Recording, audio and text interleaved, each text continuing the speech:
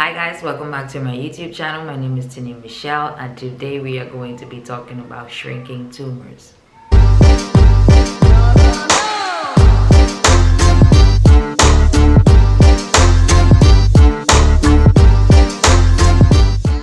Let me first start by saying it's very crucial that you understand the influence your digestive system has on your health. The saying "you are what you eat" goes far beyond its figurative meaning.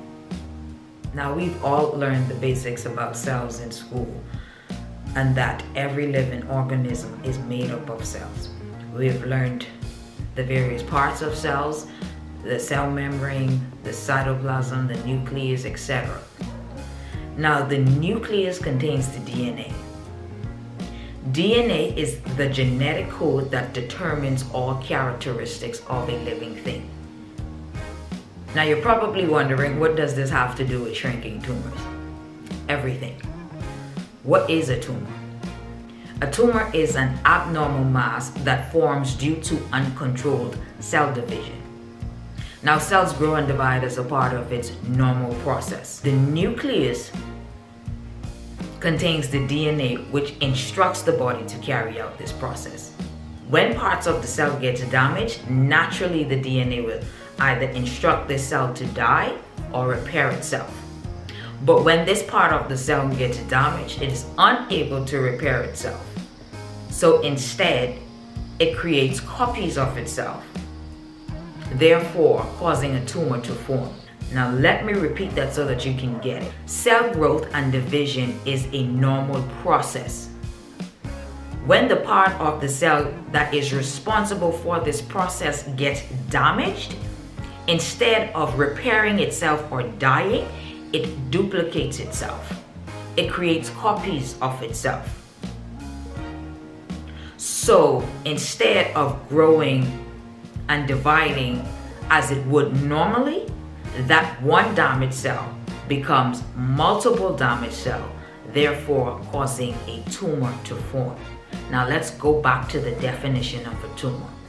A tumor is an abnormal mass that forms due to uncontrolled cell division.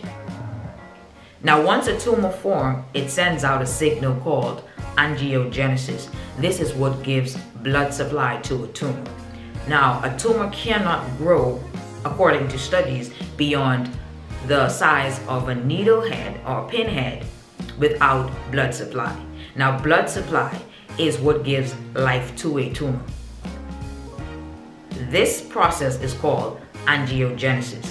The tumor gives out a signal called angiogenesis, which then tells the body to feed that tumor blood supply. Now as the tumor grows larger, the blood supply increases. But that tumor cannot survive without a blood supply. Now if you take a look at this article, it says, angiogenesis also participates in various pathologic processes of the ovary, including follicular cyst formation, polycystic ovary, ovarian hyperstimulation syndrome, and both benign and malignant ovarian neoplasm. So as you can see, angiogenesis plays a role in both ovarian cysts and other benign tumors. So it's not just in cancerous tumors, it's in all tumors. So look at angiogenesis as the substance that gives life to tumors and living things grow. But don't get it mixed up. Angiogenesis is not the enemy here. Now before we go any further, I want you to take a look at this procedure. Now this procedure targets the blood supply to fibroids. It then releases these beads into the blood vessels to stop the blood flow from getting to the fibroid, therefore causing the fibroid to shrink. Now, like I said, fibroids nor any form of tumor can survive without a blood supply. Take a look at this procedure. Why isn't this offered as the first option? Now, I'm not saying that this is a safe method, but I haven't done enough research on it to say that it isn't. But looking at what I have looked at, persons got to keep their body parts. So the question is, why isn't this offered before a hysterectomy procedure or a surgery where you're cutting people open? Why isn't this the first option, because as you can see, just through research, all you have to do is starve that tumor of its blood supply, then the tumor would shrink. So why are we giving women hysterectomy procedures? Why are we cutting people open? When it's obvious that all you have to do to shrink tumors is starve it of its blood supply. But anyway, let's keep going. Now we are aware that once a tumor forms, it needs a blood supply. A tumor only forms due to uncontrolled cell division. Cells grow and divide uncontrollably once the DNA gets damaged. But what causes damage to the DNA? One of the things that causes damage to the DNA is nitrosamine. Nitrate is a substance used to keep meat fresher longer. But nitrosamine, it's a chemical released once the meat is cooked. But according to studies, nitrosamine causes damage to the DNA.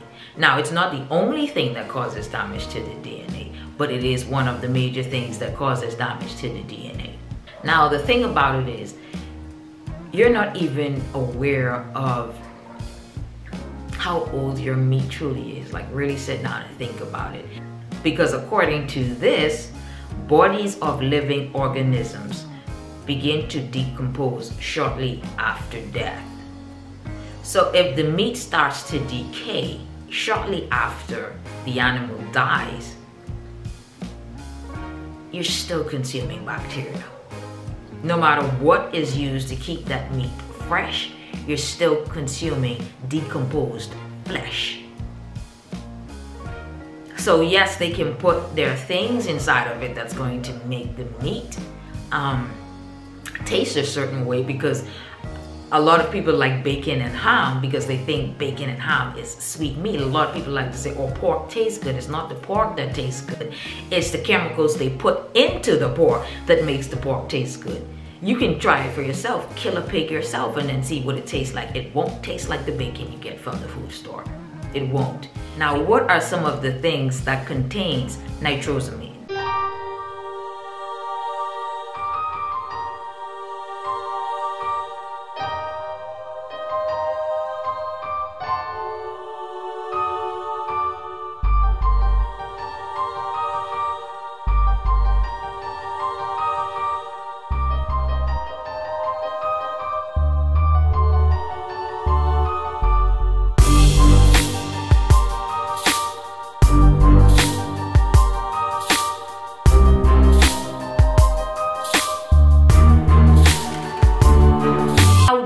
Shrink tumors naturally by consuming anti-angiogenic foods, also known as angiogenic inhibitors.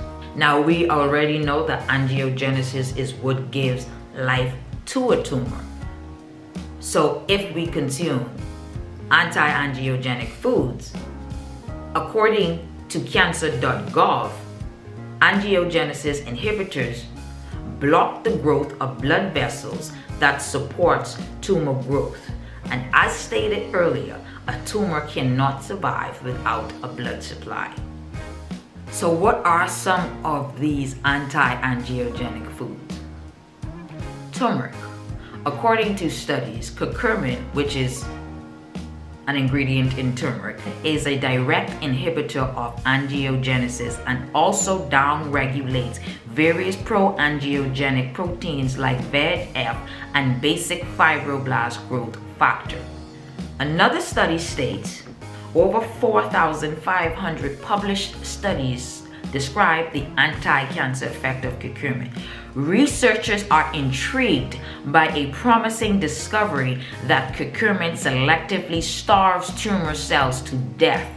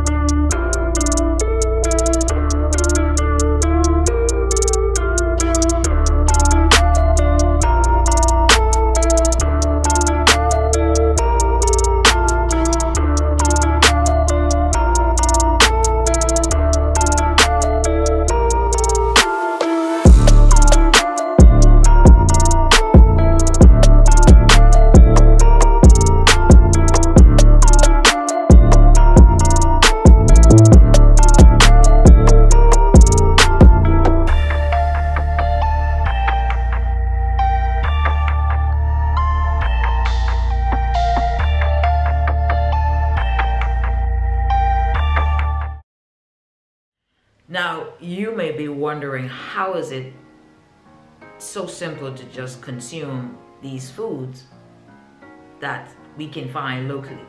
You have to understand, plants contains nutrients.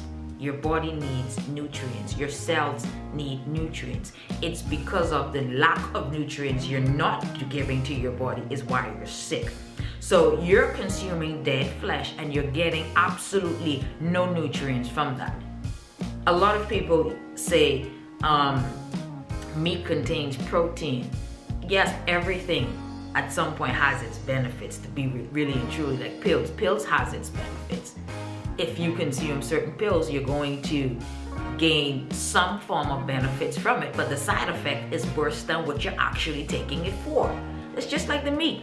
So you're saying, oh, well, I need to eat meat for protein, but you may get the protein that you want, but the disease that comes along with eating the meat, the sickness that comes along with eating the meat, you're better off getting your protein from the natural source. I'm just saying. So if you want to shrink tumors naturally, one of the ways to do that is by changing your diet. It always comes back down to changing your diet. There's really and truly no way around it. You have to return to nature, and that's just the way it is. It's just the way it is. A lot of people get this misconception that changing your diet means to cease from unhealthy foods. To change means to replace something with something else. So when you're told to change your diet, you're told to cease from eating unhealthy foods and replace with healthy foods. Not just stop eating meat or I'm just going to go vegan, because being vegan does not make you healthy. You can be vegan your whole life, but that does not mean you are a healthy person.